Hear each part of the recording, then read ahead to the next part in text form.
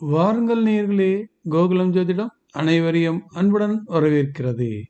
நாம் இன்றைய பதிவில் பார்க்க இருப்பது ரகசிய திருமணம் என்ற தலைப்பின் கீழ் ஒருவர் வீட்டினை விட்டு வெளியேறி திருமணம் செய்து கொண்டவர் ஜாதகத்தினை பற்றி தான் இந்த ஆய்வில் நாம் எடுக்க உள்ளோம். திருமணத்திற்காக வீட்டை விட்டு வெளியேறியதற்கு எந்த கிரகங்கள் அவருக்கு உதவி செய்தன என்பதை இப்பொழுது பார்க்கலாம் வாருங்கள். சிலர் காதலுக்காக எதனையும் செய்ய தயாராக இருக்கிறார்கள். குடும்பத்தினை பெற்றோர்களை விட்டு விலகி போகவும் தயாராக இருக்கிறார்கள். இதற்கெல்லாம் காரணம் கிரகங்கள் செய்யும் விளையாட்டுக்கள் தான்.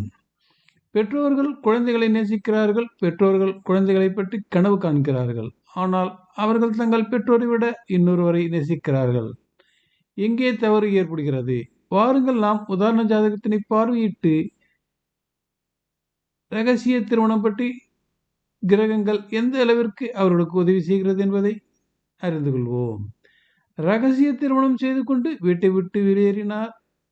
இது அவருடைய தவறா, இல்லை கிரகங்களும் கர்மாக்களும் அவருடைய வாழ்க்கையை வழி நடத்தினவா? கிரகங்களும் கர்மாவும் அவருடைய வாழ்க்கையை எவ்வாறு வழிநடத்தின என்பதை இப்பொழுது பார்க்கலாம்.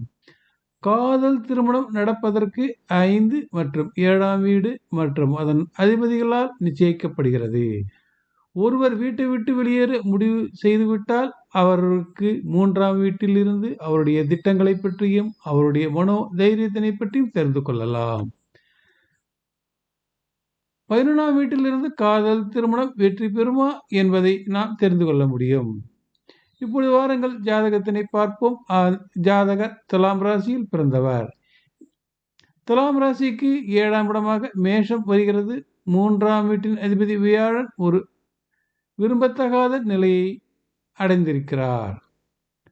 அதாவது 11ஆம் வீட்டில் உள்ள 7ஆம் வீட்டின் அதிபதி செவ்வாய் காதல் திருமணத்தை கச்சிதமாக திட்டமிடுகிறார். எப்படி காதல் உருவாகிறது? புதனுடன் 7ஆம் அதிபதி செவ்வாய் காதலை உருவாக்குகிறார். துலாம் ராசிக்கு பாதக வீடான சிம்மத்தில் இந்த செவ்வாய் மற்றும் புதன் சேர்க்கை ஏற்பட்டிருக்கிறது. எனவே இது பெற்றோரிடமிருந்து ஏற்றுக்கொள்ளக்கூடிய காதல் அல்ல என்பதை தெரிந்து கொள்ள முடிகிறது.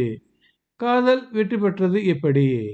விருச்சிக ராசியில் 5ஆம் வீட்டு அதிபதி சனியும் 7ஆம் வீடான செவ்வாய் மற்றும் புதனும் பார்வை பெற்றனர். சனியினுடைய பார்வை புதன் பெறுகிறார், செவ்வாய் பெறுகிறார். அதனால் காதல் வெற்றி உறுதியானது.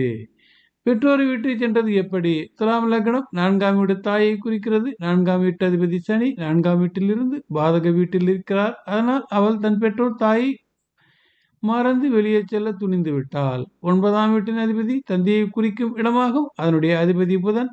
பாதக அதிபதியான வியாழன் 7ஆம் இடத்திலிருந்து பார்வை பெற்ற புதன் திருமணத்தால் தந்தை விட்டு விலகியதை குறிக்கிறது. மேலும் புதனுக்கு 12ஆம் அதிபதி சந்திரன் 9ஆம் இடத்தில் இருப்பதும் ஸ்தானத்தினை பலப்படுத்துகிறது. கர்மா கிரகங்கள் எப்படி நடித்திருக்கின்றன என்பதை இந்த ஜாதகத்தில் பாருங்கள். ஒரு மோசமான கடந்த கர்மா கிரகங்கள் சுக்கிரன் மற்றும் சூரியன் ஆகும். கர்மா கிரகமான சூரியன் 7ஆம் அதிபதி செவ்வாய் மற்றும் புதனுடன் இணைந்தது. இது முந்தைய பிறப்பு இணைப்பு.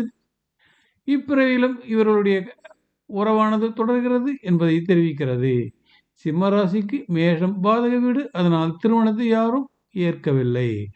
மற்றைய கர்ம கிரகங்களான சுக்கிரனின் வீடு ரிஷபம் மற்றும் அதன் அதிபதி விருச்சிக ராசியில் சனி உள்ளது. விருச்சிக ராசியிலிருந்து சுக்கிரன் பாதக அதிபதி வீட்டில் இருக்கிறார்.